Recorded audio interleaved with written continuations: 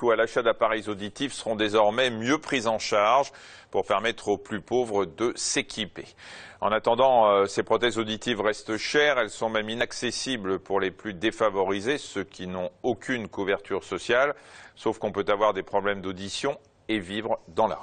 Oui, l'association Audition Solidarité a donc décidé de leur venir en aide. Pendant 2 jours, elle a investi un bus à Paris, transformé en un véritable cabinet médical.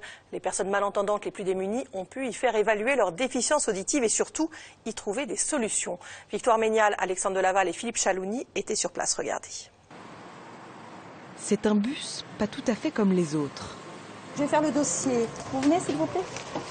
Aux commandes, une équipe de médecins. ORL, audioprothésistes et orthophonistes accueillent les personnes les plus démunies souffrant de troubles de l'audition. Du simple bouchon à l'appareillage, l'équipe essaie de répondre à tous les besoins gratuitement. Bon, on va enlever la prothèse et je vais regarder dedans pour voir s'il n'y a pas de bouchon qui gêne. Pour les empreintes, ça vous pouvez le garder. Ike est malentendant depuis son enfance. Appareillé en Arménie il y a une dizaine d'années, aujourd'hui seule une de ses prothèses fonctionne encore. Sans travail ni ressources, il lui est impossible de financer un nouvel appareillage qui lui coûterait 2 500 € minimum. Je suis en train de lui faire un test d'audition pour pouvoir lui proposer un nouvel appareil et régler à son seuil auditif.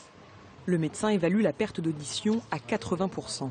C'est une surdité qui est sévère. Les aides auditives sont vraiment indispensables pour qu'il puisse communiquer avec l'extérieur. En moins d'1 heure, toute l'équipe s'affaire à confectionner les nouvelles prothèses d'Ike. Prise d'empreintes et ponçage d'un côté, pré-réglage des audioprothèses de l'autre, et pour une fabrication rapide, les médecins ont leurs astuces. On a un procédé hors du commun, rien ne se perd, on garde les morceaux de polystyrène et on fait sécher. Ici c'est devant le ventilateur là, qui met un peu de chaleur. Alors normalement, en France c'est dans un four qui tourne, donc je tourne là. C'est pas si artisanal que ça, parce qu'on a eu des audioprothésistes du coin sur Paris qui sont venus nous voir et ils ont dit oh, vous avez tout ça comme matériel, parce que c'est quand même des appareils numériques haut de gamme. Il y a juste l'embout qui est marrant au niveau de la fabrication, mais ça fonctionne très très bien et ça nous permet de faire ces belles choses. Car l'association est soutenue par des mécènes, fabricants ou audioprothésistes qui lui fournissent un matériel de qualité.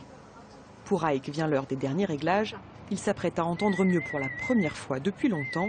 Et cerise sur le gâteau, son médecin parle arménien. Donc il entend bien, hein? Très bien. Très bien. Yelgoukin Gimanak, comment il entend? Très bien. Tu es heureux? Oui. Tu parles beaucoup mieux français tout d'un coup. Oui. Hein? C'est vrai, oui. Quand on perd l'audition, on se retire de la société encore plus. Et donc l'appareillage permet la réinsertion encore plus rapide d'un métier. On a entendu ce matin encore une personne qui a dit « je vais pouvoir aller retravailler grâce à un appareillage ». Donc là, pour nous, c'est mission accomplie. France? France, c'est bien. Bonjour. Bonjour. Au revoir. Bien, comment allez-vous? Dernière étape avec l'orthophoniste pour s'assurer qu'Ike entend bien et peut se passer de la lecture sur les lèvres. Ça va. Ça va. C'est bien. Comme Ike, 15 personnes sans ressources ont été appareillées gratuitement pendant ces 2 jours. Elles pourront pousser la porte des audioprothésistes mécènes de l'association si un problème survenait avec leur prothèse.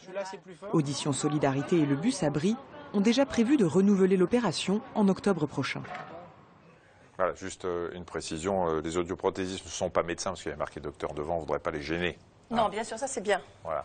Alors si vous voulez en savoir plus, vous pouvez vous rendre sur le site de l'association Audition Solidarité, www.auditionsolidarité, c'est comme ça que ça s'appelle. C'est ça. C'est plus simple, .org.